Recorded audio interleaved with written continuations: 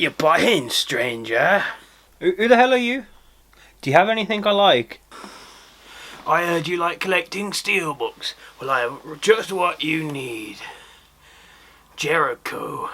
Only £10. Or you could get a gun. You, sir, have a deal. Well, here you go, kind sir. £10. Oh, thank you, stranger. Here's the game. Hello everyone, do you like Steelbooks? Steelbooks usually come with special editions or pre-orders. All that are shown in this video are second hand and therefore might be missing some things that I don't know about. You'll have to excuse their poor quality, most of which I bought from CEX. Sponsor me, my business email is on my about page. So what makes a good Steelbook? For me, above all else, it has to look nice, it has to look special. So for me it's a shame when Steelbooks look exactly like the normal game cases. By that I mean they have the console logo plastered on the top and they have the information on the back and all the pictures, you know, like a normal case. Like these. Turok, Prince of Persia, Jericho, Stranglehold, Dead Rising, Resident Evil 4 and even Battlefield Bad Company.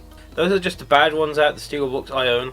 I could talk about them but we'd be here all day and this video is probably going to be long enough already. But by far the worst crime a Steelbook can commit is being inconsistent with others in the same franchise. Like Dead Rising 1 and 2, I know they're for different consoles but that doesn't matter. This one has branding and the normal shit on the back. But Dead Rising 2 though, yikes. It's a blister pack. It doesn't have any console branding on the front, which is good, which I like. But it lacks any branding at all. There's nothing on the spine, not even the title of the game. But even if they do look different to standard versions of the game, and are consistent within the franchise, they can still be boring, like really boring. They can have the name not on the spine, just like Dead Rising 2. You I mean, who looks at the back of these and says, yeah, that looks good? Let us review some Steelbooks I actually like then. Assassin's Creed Anthology. It doesn't tell you what console it's for, which is something Ubisoft is good at, but at least it has the name on the spine. But there's just something sleek about this. It looks really nice, to be fair, even if it's quite plain.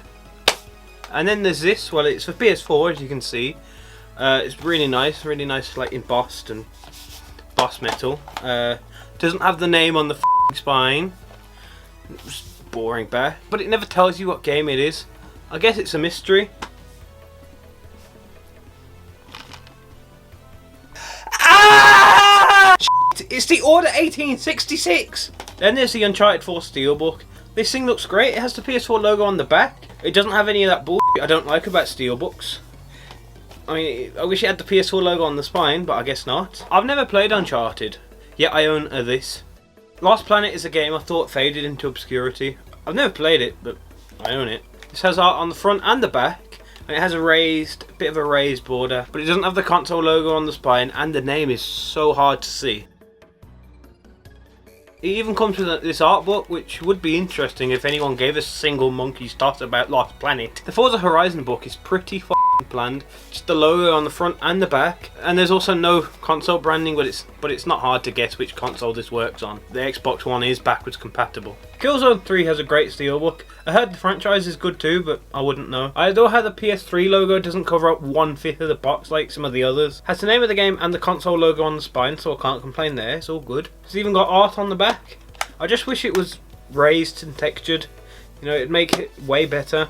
I'm not saying it's bad, this is actually perfect. Nearly perfect on how they've done this, but it definitely would be a 10 out of 10 box if they did texture it, but that's just a personal preference. Why is he looking at me? King Kong is golden, signed by Peter Jackson, but it has no console branding on it, and this is a multi-platform release, so people might get a bit confused. Ubisoft is at it again, not putting console brands on here, although it does look really good, I think. Me like gold, I like gold, but by far the best Steelbook I own is Halo 2. This thing is sleek and it comes in a sleeve. This is raised and textured, which is nice, and Master Chief on the back. There is no branding on this, which I wish there was a bit, you know, the Xbox logo here, but it's alright. Because the sleeve has it all. Has the Xbox logo on the front and on the side, and has all the necessary info on the back. So when you slide it back on, everything's like a normal book, but it comes off. I love this thing, man. This is great. The sleeve really changes the game, and it's the only one I didn't buy from CEX. Can you tell? Now, other Steelbooks could have had things like sleeve and stickers to make them look better, but I'm just going by how they are in my possession. Now, I do have more Steelbooks on the way, but this video is getting long enough. So, part 2 next month, maybe? So, to wrap up, don't listen to anyone trying to sell you Jericho Special Edition. Well, I guess I'll take my business elsewhere, stranger.